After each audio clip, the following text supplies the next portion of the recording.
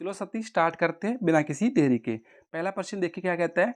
अशोक के अभिलेखों के अनुसार निम्नलिखित में से कौन सा मगध साम्राज्य में एक प्रांतीय केंद्र नहीं था। तो कौन सा नहीं था साथी, आपका राइट आंसर हो जाएगा ऑप्शन डी, इंद्रप्रस्थ नहीं था। ऑप्शन डी यहाँ पे बिल्कुल आपका सही जवाब हो जाएगा। इससे संबंधित कुछ इंपॉर्टेंट बातें देख लीजिए जो कि एग्जाम के नज़रिए से बहुत महत्वपूर्ण है। जेम्स प्रिंसेप अशोक के शिलालेखों को पढ़ने वाले पहले व्यक्ति थे। अशोक के ये शिलालेख बौद्ध धर्म के प्रथम मूर्त साक्ष्य हैं। अगला प्रश्न देखिए साथी क्या कहता है। कहाँ पाई गई मौर्य स्तंभ की राजधानी को सिंह राजधानी यानी कि लायन कैपिटल के नाम से जाना जाता है। तो कहाँ की है वो, कहाँ पर पाई गई थी वो, तो आपका राइट आंसर हो जाएगा ऑप्शन डी, सारनाथ में। ऑप्शन डी यहाँ पे बिल्कुल आपका सही जवाब हो जाएगा। सारनाथ लायन कैपिटल धम्मचक्र प्रवर्तन या बुद्ध के पहले उपदेश की स्मृति में अशोक द्वारा लगभग 250 ईसा पूर्व साल पहले बनवाया गया था। सारनाथ में अशोक का सिंह स्तंभ भारतीय राष्ट्रीय प्रतीक है। शिलालेख सत्यमेव जयते मुंडक उपनिषद से लिया गया है। तो सत्यमेव जयते शिलालेख किस उपनिषद से लिया गया, यह क्वेश्चन पूछा जा सकता है। तो आपका सही जवाब हो जाएगा मुंडक उपनिषद से लिया गया है। अगला प्रश्न देखिए। कौटिल्य के अर्थशास्त्र के अनुसार मौर्य प्रशासन में घुड़सवार सेना के कमान अधिकारी को क्या कहते थे। तो क्या कहते थे उस अधिकारी को मौर्य प्रशासन में जो घुड़सवार सेना की कमान संभालता था। आपका राइट आंसर हो जाएगा साथी ऑप्शन सी, अश्वाध्यक्ष कहते थे। ऑप्शन सी यहाँ पे बिल्कुल आपका सही जवाब हो जाएगा। मौर्य साम्राज्य के अधिकारियों को क्या क्या कहा जाता था। मनित्रन मुख्यमंत्री को कहा जाता था। सेनापति प्रमुख सेनापति को कहा जाता था। युवराज राजकुमार को कहा जाता था। शुल्काध्यक्ष सहायक आय का प्रभारी अधिकारी को कहा जाता था। प्रशस्ति कारगार प्रमुख को कहा जाता था। कोषाध्यक्ष कोष प्रमुख को। व्यावहारिका मुख्य न्यायाधीश को कहा जाता था। दंडपाल पूर्व पुलिस को कहा जाता था। अन्नपाल किसको कहा जाता था, खाद्यान्न विभाग का प्रमुख को कहा जाता था। प्रादेशिक जिला प्रशासक को कहा जाता था। हस्ताध्यक्ष हाथी वाहिनी का मुख्य सेनापति को कहा जाता था। रथाध्यक्ष रथवाहिनी का मुख्य सेनापति और नायक नगर सुरक्षा अधिकारी को कहा जाता था। ये सारे मौर्य साम्राज्य के अधिकारी हैं जो कि एग्जाम में पूछे भी जाते हैं और मोस्ट इंपोर्टेंट है साथी, इनको याद जरूर कर लेना। अगला प्रश्न देखिए। मैगस्थनीज की पुस्तक इंडिका में भारतीय समाज के कितने वर्गों का उल्लेख है। तो कितने वर्गों का उल्लेख है साथी, आपका राइट आंसर हो जाएगा ऑप्शन डी, 7 वर्गों का उल्लेख है। ऑप्शन डी यहाँ पे बिल्कुल आपका सही जवाब हो जाएगा। वे ब्राह्मण उच्च वर्ग, दार्शनिक, किसान, पशुपालक, कारीगर, सैनिक, पर्यवेक्षक, पार्षद और मूल्यांकनकर्ता थे। अन्य विदेशी यात्री और उनकी पुस्तकें अलबुरिनी, किताब उल हिंद के द्वारा और इब्न तुता ने रहीला पुस्तक लिखी थी। अगला प्रश्न देखिए साथी। सम्राट अशोक ने अपने राज्याभिषेक के कितने वर्ष बाद कलिंग पर विजय प्राप्त की। तो कितने वर्ष के बाद कलिंग पर विजय प्राप्त की थी साथी, आपका सही जवाब हो जाएगा ऑप्शन बी, 8 वर्ष के बाद की थी। ऑप्शन बी यहाँ पे बिल्कुल आपका राइट आंसर हो जाएगा। अशोक ने 261 ईसा पूर्व में कलिंग का युद्ध लड़ा था। राजा अशोक 268 से लेकर 232 ईसा पूर्व मौर्य साम्राज्य के तीसरे राजा थे जो युद्ध के त्याग और दम की अवधारणा के विकास के लिए भी जाने जाते थे। अगला प्रश्न देखिए साथी। चंद्रगुप्त मौर्य ने किसकी सहायता से मगध के नंद वंश को उखाड़ फेंका। तो किसकी सहायता से उखाड़ फेंका था साथी चंद्रगुप्त मौर्य ने, आपका सही जवाब हो जाएगा ऑप्शन सी, विष्णुगुप्त की सहायता से। ऑप्शन सी यहाँ पे बिल्कुल आपका सही जवाब हो जाएगा। चंद्रगुप्त मौर्य मौर्य वंश के संस्थापक थे जो कि 321 से 185 ईसा पूर्व थे। नंद वंश महापदानंद द्वारा स्थापित किया गया था। मगध पर हर्यक वंश, शिशुनाग वंश, नंद वंश, मौर्य वंश, शुंग वंश और कण्व वंश का शासन था। समुद्रगुप्त को भारतीय नेपोलियन के नाम से भी जाना जाता था। अगला प्रश्न देखिए साथी। मौर्य सम्राट चंद्रगुप्त मौर्य ने निम्नलिखित में से किसे पराजित किया था। तो किसे पराजित किया था चंद्रगुप्त मौर्य ने निम्न में से साथी, आपका सही जवाब हो जाएगा ऑप्शन बी, सेल्यूकस निकेटर को पराजित किया था। ऑप्शन बी यहाँ पे बिल्कुल आपका सही जवाब हो जाएगा। सेल्यूकस निकेटर मैगस्थनीज के बाद उसका साम्राज्य उसके 4 सेनापतियों के बीच विभाजित हो गया था, जो कौन कौन थे? कैसेंडर थे, टालमी थे और इंटिगोनस थे और सेल्यूकस थे। उनके ये 4 सेनापति थे। अगला प्रश्न देखिए, चंद्रगुप्त मौर्य के दरबार में यूनानी राजदूत मेगस्थनीज को किसने भेजा था? तो किसने भेजा था साथी? आपका राइट आंसर हो जाएगा ऑप्शन ए, सेल्यूकस ने भेजा था। ऑप्शन ए यहाँ पे बिल्कुल आपका सही जवाब हो जाएगा। सेल्यूकस प्रथम निकेटर, इन्होंने सेल्यूसिड साम्राज्य की स्थापना की थी। एक मैसोडिनाई यूनानी जनरल अधिकारी सिकंदर महान के उत्तराधिकारी थे। चंद्रगुप्त में जैन भिक्षु बन गए और श्रवण बेलगोला संलेखना मृत्यु तक उपवास करने की प्रथा की थी।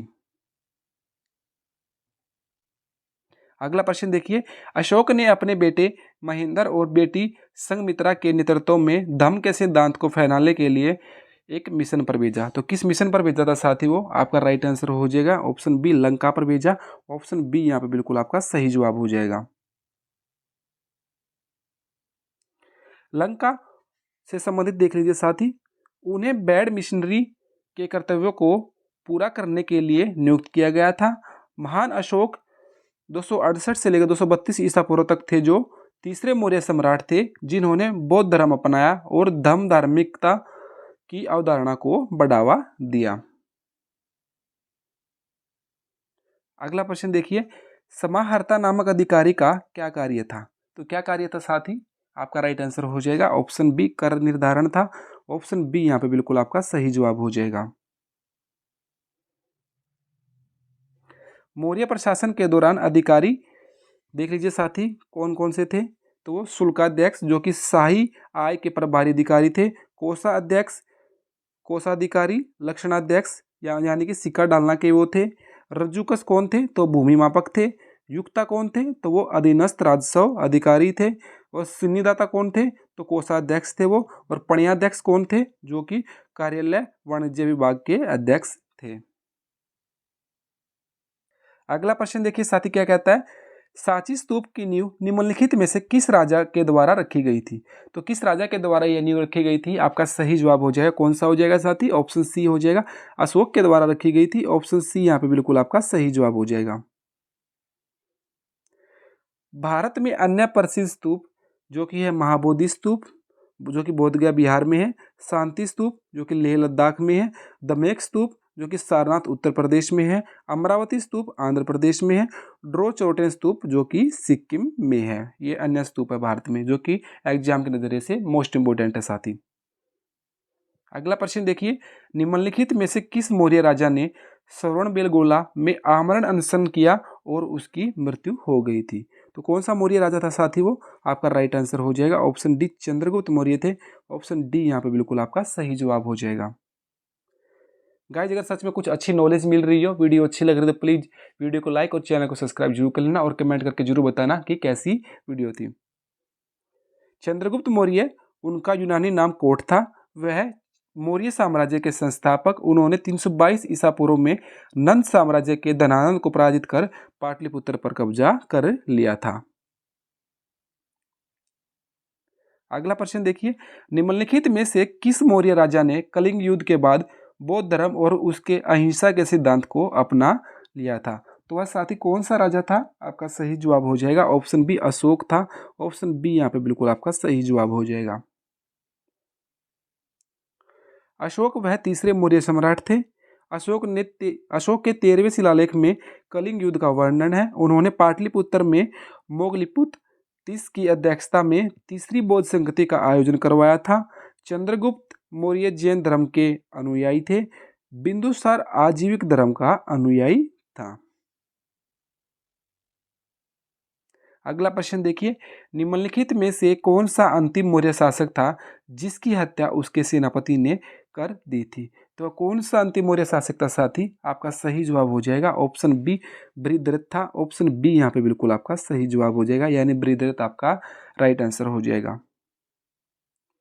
बृहद्रथ, इनकी हत्या पुष्यमित्र शुंग ने की थी, जिसने शुंग राजवंश की स्थापना की थी। मौर्य साम्राज्य की स्थापना चंद्रगुप्त मौर्य ने की थी 321 ईसा पूर्व में नंद वंश के धनानंद को हराकर की थी। इनकी इनकी राजधानी पाटलिपुत्र थी। मौर्य साम्राज्य के शासकों की सूची देख लीजिए साथी। चंद्रगुप्त, बिंदुसार, अशोक, दशरथ, संप्रति, शालिशुक, देववर्मन, शतधन्वन और बृहद्रथ इनके अंतिम शासक थे।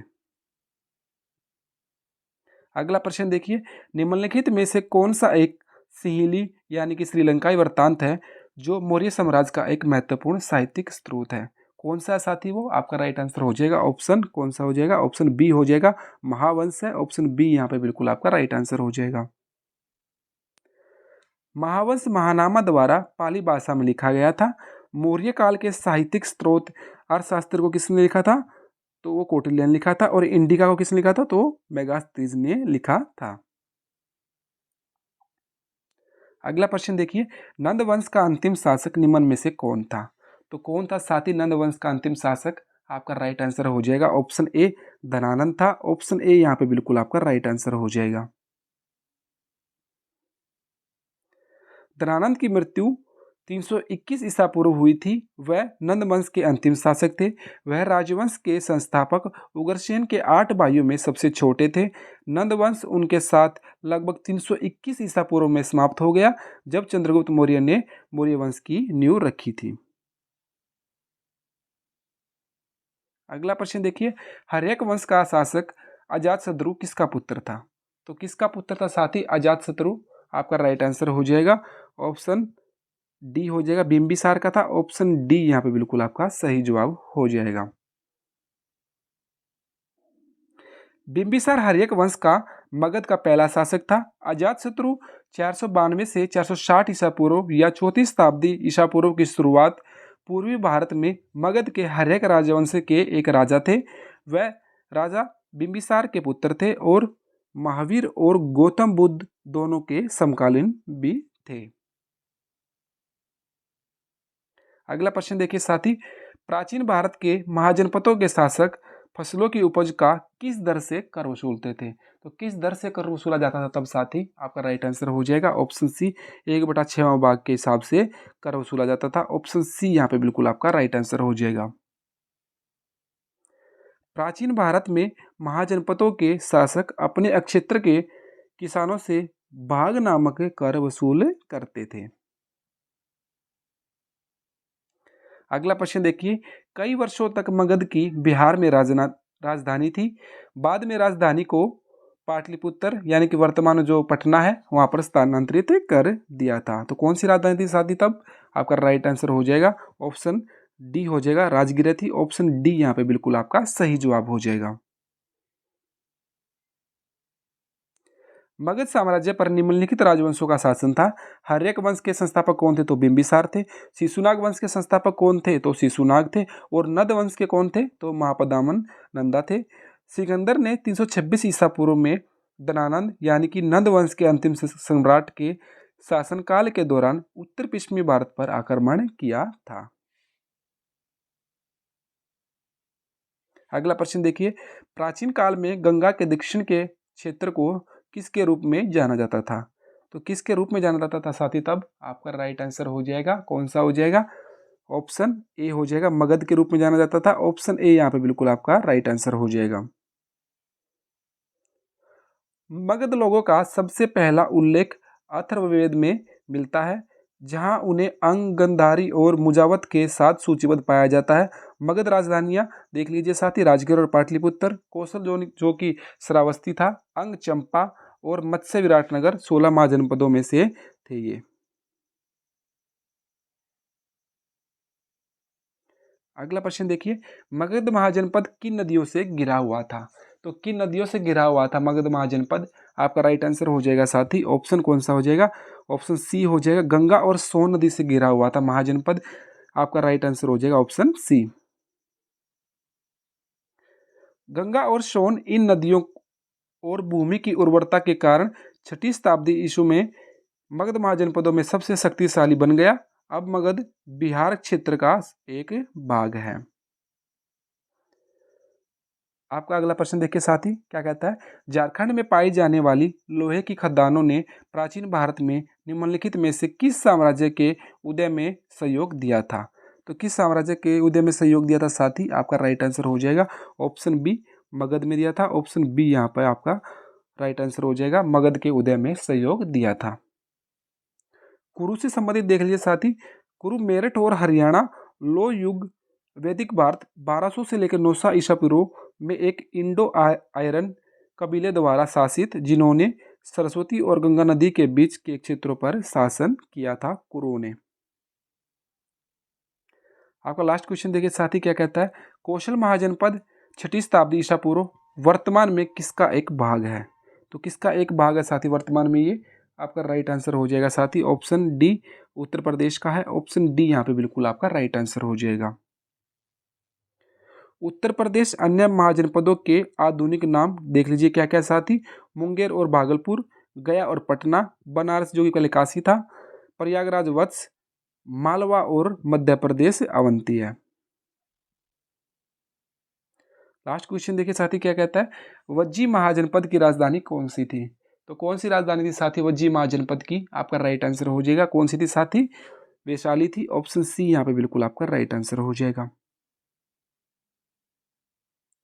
अन्य महाजनपद और उनकी राजधानियां देख लीजिए साथी, मगध राजगीर है, काशी वाराणसी, वत्स कौशाम्बी, कौशल श्रावस्ती, सुरसेन मथुरा, पांचाल अछितर और काम्प्लिय, कुरु इंद्रप्रस्थ, मत्स्य विराटनगर, अवंती उज्जैनी या महिष्मती, गांधार तक्षशिला, कंबोज पुंछ, अश्मक पोटाली और पोछन्ना मल कुशीनिरा, ये सारी उनकी राजधानी थी साथी महाजनपदों की। सो गाइज आज की वीडियो में इतना ही। ये कुछ मोस्ट इंपोर्टेंट क्वेश्चन थे इतिहास से जुड़े हुए, जो कि महाजनपद और मौर्य वंश के चैप्टर से लिए गए हैं, जो कि पहले भी प्रीवियस ईयर क्वेश्चंस में पूछे जा चुके हैं एसएससी में। अगर आपको वीडियो अच्छी लगी हो या कुछ अच्छी नॉलेज मिली हो तो प्लीज़ वीडियो को लाइक जरूर करना, चैनल को सब्सक्राइब करना। मिलते हैं नेक्स्ट वीडियो में साथी, तब तक जय हिंद जय Bharat. Thank you so much for watching.